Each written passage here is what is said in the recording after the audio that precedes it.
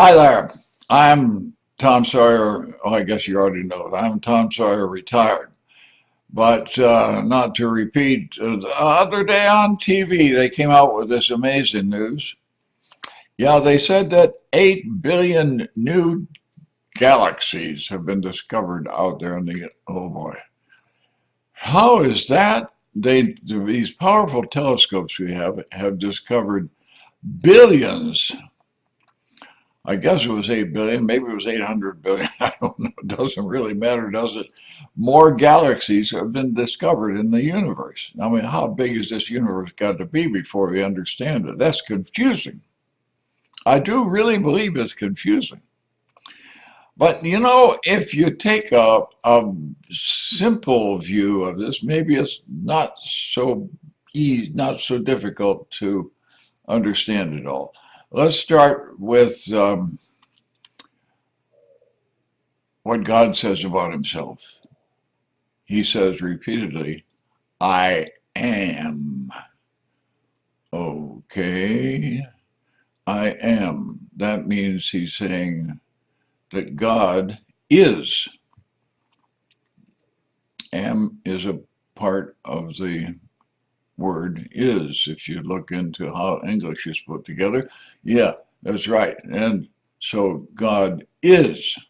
Now, if something you hold in your hand is, I guess it could once have had a beginning and it could end up having an end. But no, God's name, I am, that's more certain. That's not talking about a beginning. It's not talking about an end. It's talking about, infinite. God is infinite. Well, now, if the I am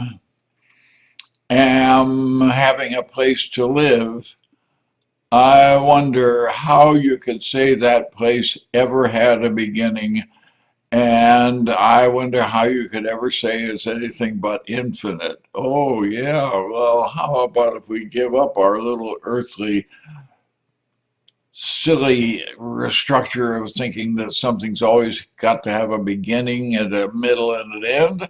Maybe things don't have to have a beginning, middle, and an end. Maybe God's universe is. And maybe that's where God lives. And you know, the really good news is that he pays attention to us. He loves us. And he's given us his word in the Bible to tell all about how we should relate to all that is. Well, that's something to think about, isn't it? And maybe not so confusing after all. See you next time.